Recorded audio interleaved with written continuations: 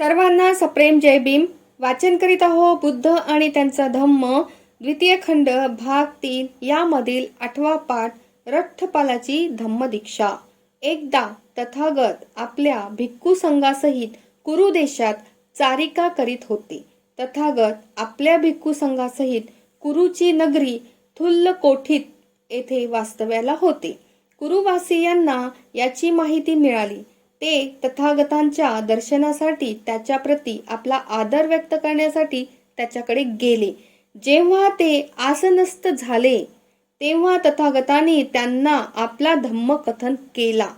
तथागतांकडून धम्मोपदेश श्रवण केल्यावर थुल्लकोठीत येथे ते ब्राह्मण आणि गृहस्थ पुलकित झाले, प्रसन्न झाले. त्यांनी श्रद्धापूर्वक तथागतांप्रती कृतज्ञता व्यक्त केली. त्यांनी नतमस्तक होऊन तथागतांना वंदन केले. ते परत गेले. कुरुवासियात रठ्ठपाल नावाचा एक युवक उपस्थित होता. तो श्रेष्ठ कुलोत्पन्न होता. तो कुलाचा उत्तराधिकारी होता. त्याच्या मनात असा विचार आला की तथागतांनी ज्या धम्माची दीक्षा दिली तो धम्म मला जेवढा आकलन झाला त्या आधारावर मला असे वाटते की गृहस्थ जीवनात या धम्माचे आचरण कठीण आहे. हा पवित्र पावन धम्म गृहस्थ जीवनात समग्रतेने जगणे कठीण आहे. जर मी केशवपन केले, काषाय वस्त्र धारण केले, गृहत्याग केला आणि प्रव्रजा ग्रहण केली तर कसे होईल? ब्राह्मण फार दूर गेले नसावेत. रठ्ठपाल पुन्हा परत आला. त्याने तथागतांना वंदन केले. त्याने तथागतांना आपल्या मनातील विचारांनी अवगत केले. त्याला प्रव्रजा द्यावी, उपसंपदा द्यावी आणि त्याला भिक्खू संघात प्रवेश द्यावा अशी त्याने तथागतांना प्रार्थना केली. रठ्ठपाल याला तुझ्या मातापित्यांची अनुमती आहे काय? तथागतांनी विचारले. नाही महोदय, रठ्ठपाल उतरला. ज्यांनी मातापित्यांची अनुमती घेतली नाही त्यांना मी प्रव्रजित करीत नाही. तथागत म्हणाले, महोदय, त्यांची अनुमती मिळावी यासाठी मी योग्य ती पावले उचलीन. तो युवक म्हणाला. तो उभा झाला. त्याने तथागतांचा श्रद्धापूर्वक निरोप घेतला. तो आपल्या मातापित्यांकडे गेला. त्याने आपल्या मातापित्याला आपला मनोदय कथन केला. त्याने मातापित्याला त्याला भिक्खू म्हणून दीक्षित होण्याची अनुमती द्यावी असा अनुरोध केला. त्याचे मातापिता उत्तरले, प्रिय रठ्ठपाल, तू आमचा एकुलता एक पुत्र आहेस. तू आम्हाला अत्यंत प्रिय आहेस. तू आमचा लाडका पुत्र आहेस. तू सुखात विलासात वाढला आहे. तू सुखात विलासात जगतो आहेस. तुला असुविधांचा दुःखांचा अनुभव नाही. जा, खा, पी आणि मौज कर आणि आनंदाने पुण्यकर्म कर. परिव्राजक होण्यास अनुमती देण्याचे आम्ही नाकारतो. तू जर आम्हाला त्यागलेस तर आमचे जीवन वैराण होईल. आमच्या जीवनात कोणतेही सुख समाधान राहणार नाही. आम्ही आमच्या जिवंतपणी तुला गृहत्याग करण्याची, भिक्खू होण्याची अनुमती का द्यावी?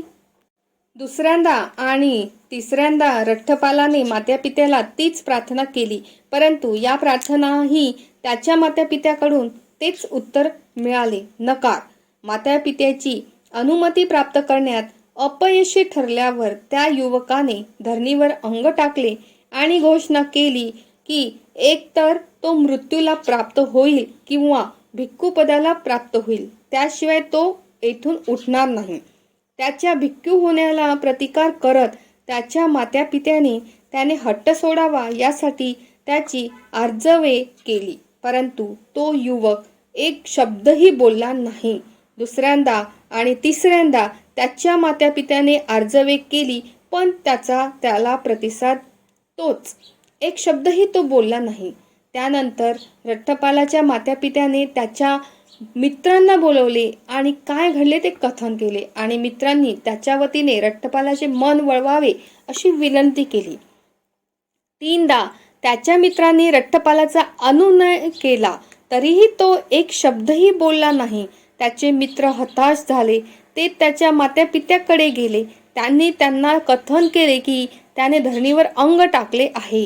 तो म्हणतो की मृत्यू अथवा भिक्खू होणे या दोनपैकी एकच मार्ग हा त्याच्या जीवनाचा मार्ग आहे.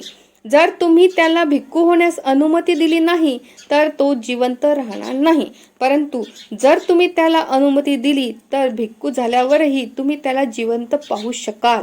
जर तो भिक्खू झाल्यावर त्याला भिक्खूचे जीवन आवडले नाही तर त्याला स्वगृही परत येण्याशिवाय काय पर्याय आहे? म्हणून तुम्ही त्याला अनुमती द्यावी असे रट्टपालाच्या मित्रांनी त्याच्या मातापित्यांना निवेदन दिले.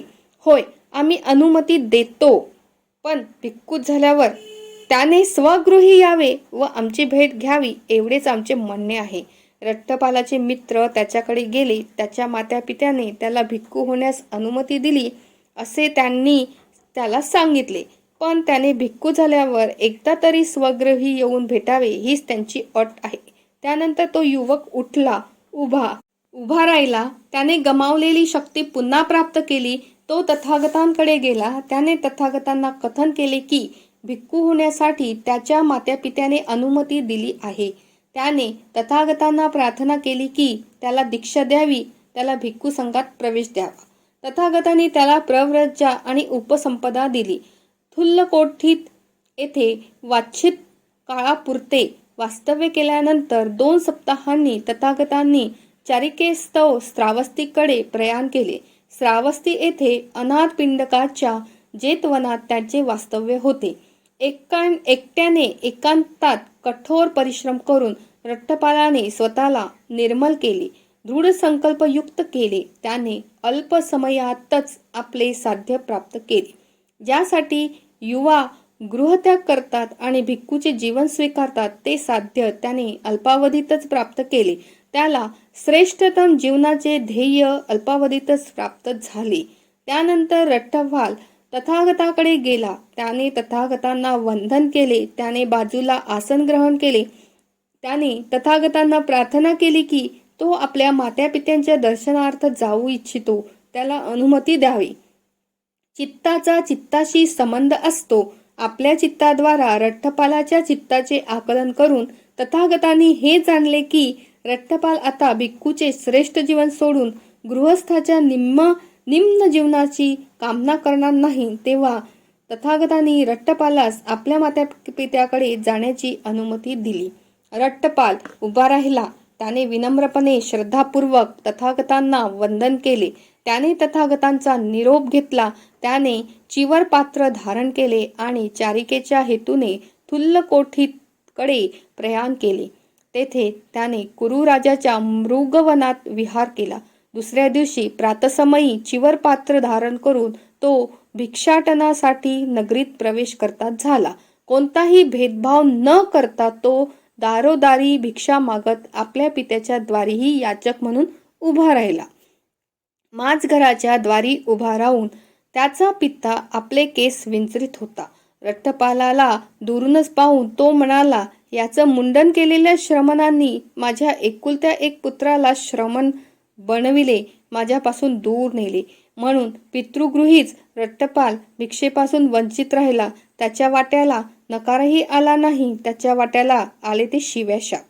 त्याचवेळी त्या घरची सेविका आदल्या दिवशीचा शिळा भात टाकून देण्यासाठी गृहाबाहेर आली होती. रट्टपाल तिला म्हणाला, हे भगिनी, तो शिळा भात तू टाकून देणार असशील तर कृपया मला त्याची भिक्षा दे. जेव्हा ती सेविका तो शिळा भात त्याला देण्यासाठी त्याच्या निकट आली तेव्हा तिने त्याचे कर, त्याचे चरण आणि त्याचा स्वर ओळखला. ती गृहस्वामिनीकडे गेली आणि मोठ्याने म्हणाली, आपले धाकटे स्वामी परत आले आहे हे आपणास माहीत आहे काय? तू जे सांगत आहेस ते खरे असेल तर याच क्षणी तू दास्यातून मुक्त झालीस. रट्टपालाची माता म्हणाली. ती त्वरित आपल्या पतीकडे गेली. पुत्र स्वगृही परत आल्याचे ऐकले असे तिने त्याला सांगितले. त्याचा पिता गृहाबाहेर आला तेव्हा रट्टपाल एका वृक्षाखाली बसून तो शिळा भात ग्रहण करीत होता. पित्याच्या मुखातून आश्चर्योद्गार बाहेर पडले. हे माझ्या पुत्रा, हे माझ्या प्रिय पुत्रा, काय तू शिळा भात ग्रहण करीत आहेस? तू स्वगृही यावयास नको होते काय? रट्टपाल म्हणाला, आम्हा गृहहीनांना कोठे आहे घर? आम्ही तर गृहत्याग करून गृहहीनांचे जीवनच स्वीकारले आहे. मी तुमच्या घरी आलो होतो. मला तुमच्या घरी काहीही प्राप्त झाले नाही. मला नकारही मिळाला नाही. मला मिळाले ते शिव्याशाप. हे माझ्या पुत्रा, ये, आपण आपल्या घरी जाऊया. त्याचा पिता म्हणाला, हे गृहस्था, आता नाही. मी माझे आजचे भोजन समाप्त केले आहे. रट्टपाल उत्तरला. बरे आहे, परंतु प्रियपुत्रा, तू उद्याचे भोजन आमच्याकडे ग्रहण करशील असे अभिवचन द्यावे. पिता म्हणाला. मौन राहूनच श्रवण रठ्ठपालाने निमंत्रण स्वीकारले. नंतर त्याचा पिता स्वगृही प्रवेश करिता झाला. तेथे त्याने प्रथम सुवर्ण आणि रुपयाच्या राशी आच्छादित करून ठेवण्याची आज्ञा केली.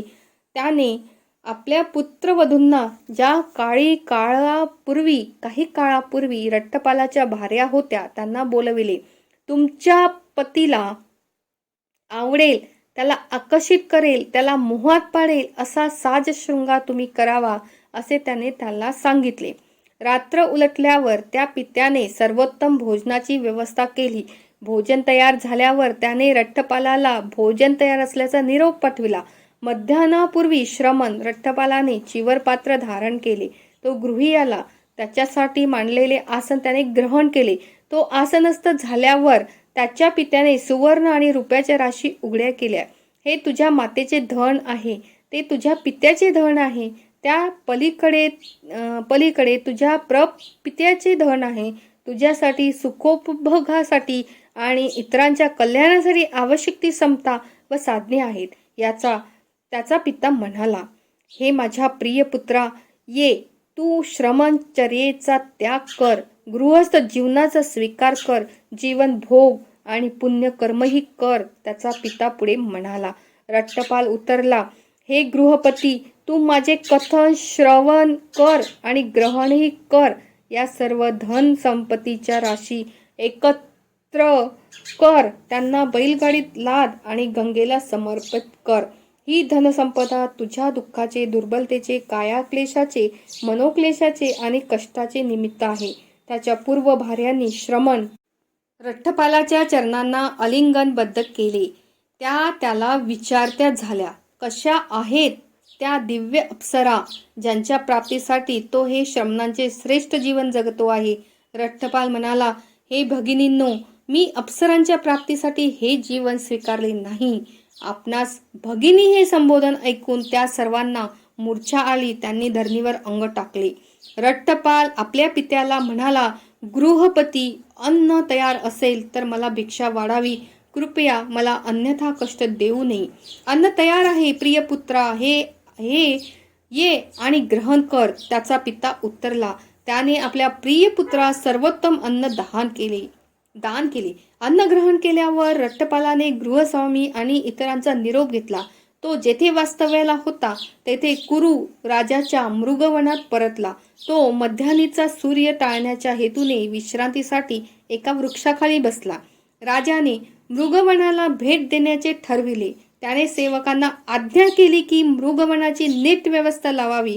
राजाज्ञा पालन हेतू सेवक मृगवन व्यवस्थित करण्याच्या कामाला लागले. त्यांना मध्यान्हीच्या सूर्यापासून सुरक्षित रठ्ठपाल एका वृक्षाखाली आसनस्थ दिसला. सेवकांनी राजाला सूचना केली की वन व्यवस्थित आहे, आपले स्वागत आहे. पण महाराजांनी ज्यांच्याविषयी ऐकले आहे तो युवा श्रमण रठ्ठपाल एका वृक्षाखाली आसनस्थ झाला आहे. आज वनयात्रा नको, राजा म्हणाला. मी त्या श्रमणाचे दर्शन करू इच्छितो. राजाने भोजन ग्रहण केले. आपल्या रजोचित लवाजमासहित तो रथारूढ झाला आणि श्रमण रठ्ठपालाच्या दर्शनासाठी प्रस्थान करता झाला. जेथपर्यंत रथ जाऊ शकत होता तेथपर्यंत रथ नेला. नंतर राजा आपल्या लवाजम्यासहित पायीच पुढे गेला. श्रमण रठ्ठपाल जेथे आसनस्थ होता तेथे राजा पोहोचला. राजाने श्रमण रठ्ठपालाला कुशलक्षेम विचारले. राजाने उभ्या श्रमण रठ्ठपालासाठी मांडलेले पुष्पाच्छादित आसन ग्रहण करावे अशी रठ्ठपालाला प्रार्थना केली. नाही महोदय, आपणच ते आसन ग्रहण करावे. मला माझे आसन प्राप्त आहेच, रठ्ठपाल म्हणाला. रठ्ठपालाने निर्देशित आसन राजाने ग्रहण केले. राजा म्हणाला. हे श्रमण रठ्ठपाल, जीवनात माणसावर 4 प्रकारचे प्रसंग येतात जे माणसाला केशवपनासाठी, काषाय वस्त्र धारण करण्यासाठी आणि गृहत्याग करून गृहाविहीन परिव्राजक होण्यासाठी भाग पडतात. ते 4 प्रसंग म्हणजे वार्धक्य, ढळणारे स्वास्थ्य, दारिद्र्य, आत्मयजांचा मृत्यू हे होय. एखाद्या माणसाचे उदाहरण घेऊ तो वृद्ध आहे, त्याचे वय झाले आहे, त्याची काया गलितात्र झाली आहे, त्याचा अंतिम समय समीप आला आहे, त्याला धन अर्जनासाठी कष्ट होत आहेत. जी धनसंपदा त्याच्या जवळ आहे त्यात त्याला जीवन जगणे कठीण होत आहे. तर असा माणूस गृहत्याग करून गृहविहीन स्थिती स्वीकारण्याचा विचार करतो. याला वार्धक्यस्य म्हातारपणामुळे उत्पन्न असे जीवन नाही म्हणत का? परंतु तू तर भर यौवनात आहेस. तू आता कोठे जीवनाला आरंभ केला आहेस? तुझे केस काळेभोर आहे, त्यांना शुभ्रतेचा स्पर्शही झाला नाही. तुझे सौंदर्य अनुपम आहे. तुला तर वार्धक्याचे भयही नाही. मग तू का जाणलेस? तुला काय पाहिलेस? तू काय श्रवण केलेस की तू गृहत्याग करून वैराग्य स्वीकारले? किंवा दुसऱ्या माणसाचे उदाहरण, तो दैविक व्याधींनी ग्रस्त आहे, गंभीर आजारी आहे, स्वास्थ्य ढळलेले आहे, त्याला त्याच्या स्थितीची जाणीव झाली आहे, तो अधिक धन अर्जित करू शकत नाही आहे, त्या धनात जीवन जगणे त्याला शक्य नाही. यालाच ढळणाऱ्या स्वास्थ्याने उत्पन्न हानी म्हणतात.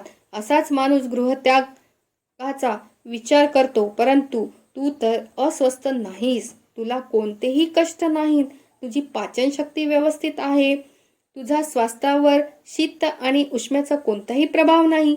सध्या तरी तुझ्या वाट्यावर अस्वास्थ्यामुळे उत्पन्न हानी येण्याची शक्यता नाही. मग तू काय जाणलेस? तू काय पाहिलेस? तू काय श्रवण केलेस म्हणून तू गृहत्याग करून विरक्त झालास? किंवा असा एखादा माणूस जो धनसंपन्न होता, त्याच्याकडे मोठी धनसंपदा होती, पण हळूहळू त्याची धनसंपत्ती नाश पावली. त्याला हे जाणवले की आता अधिक धनसंपदा अर्जित करणे त्याला शक्य नाही, त्या धनसंपत्तीत जीवन जगणेही शक्य नाही. तो माणूस संन्यास घ्यायचा विचार करतो. याला दारिद्र्योत्पन्न म्हणजे गरिबीमुळे झालेले उत्पन्न किंवा हानी असे म्हणतात. परंतु श्रद्धेय रठ्ठपाल हा तर याच स्थूलक कोटीत नगरीचा कुटुंबाचा श्रेष्ठीचा पुत्र आहे आणि श्रद्धेय रठ्ठपालाला दारिद्र्योत्पन्न हानीचे कोणतेही भय नाही. मग रठ्ठपाला, तू काय जाणलेस? तू काय पाहिलेस? तू काय श्रवण केलेस आणि म्हणून महाविरागी होऊन गृहत्याग केलास? आणि रठ्ठपाला, मित्र आणि स्वजनांची हानी याचा अर्थ असा की एखाद्याला खूप मित्र आहेत, आप्त आहेत, स्वकीय आहेत, परंतु हळूहळू त्याचे मित्र, परिचित, आप्त, स्वकीय विनाश पावले. तो असा विचार करतो की पूर्वी मला खूप मित्र होते, माझे खूप परिचित होते, मला खूप आप्त होते, स्वजन होते, पण क्रमाक्रमाने ते सर्व विनाशास प्राप्त झाले. आता मला धनसंपदा अर्जित करणे शक्य नाही. अशा अवस्थेत आपल्या आप्तस्वकीयांच्या नाशाची जाणीव झाल्यावर तो केशवपन करतो, काषाय वस्त्र धारण करतो आणि गृहत्याग करून गृहहीनांची अवस्था स्वीकारतो. यालाच आप्तस्वकीयांच्या विनाशामुळे उत्पन्न होणारी हानी म्हणतात. परंतु तुला तर अनेक मित्र आहेत, आप्त आहेत, स्वकीय आहेत, त्यामुळे मित्र, आप्त, स्वकीयांच्या विनाशाचे दुःख तुझ्या वाट्याला आलेच नाही. मग तू काय जाणलेस? तू काय पाहिलेस? तू काय श्रवण केले? त्यामुळे तू गृहत्यागी होऊन गृहहीन अवस्थेत प्राप्त झालेला आहेस. रठ्ठपाल उत्तरला, महोदय, मी गृहत्याग करून गृहहीन झालो कारण मला 4 तत्वांचे आकलन झाले. मी 4 तत्वांचे अवलोकन केले. मी 4 तत्वांचे श्रवण केले. ही 4 तत्वे सम्यक संबुद्धने पाहिली आहेत, जाणली आहेत. मी त्यांच्याकडूनच या 4 तत्वांचे श्रवण केले आहे. त्यांच्यापासूनच ही 4 तत्वे मी ग्रहण केली आहेत. ती अशी आहे: जग अनित्य आहे, निरंतर परिवर्तनशील आहे. या जगाचा कोणी निर्माण करता नाही, कोणी नियामक नाही, माणसाचे कशावरही स्वामित्व नाही. आम्हाला सर्व काही मागे ठेवूनच जावे लागते. तृष्णेचे दास होऊन हे जग दुःखी कष्टी झाले आहे. असे हे 4 तत्वे आहे. हे अद्भुत आहे, हे अप्रतिम आहे. राजा उद्गारला, तथागतांचे कथन सत्य आहे, यात काही संदेह नाही.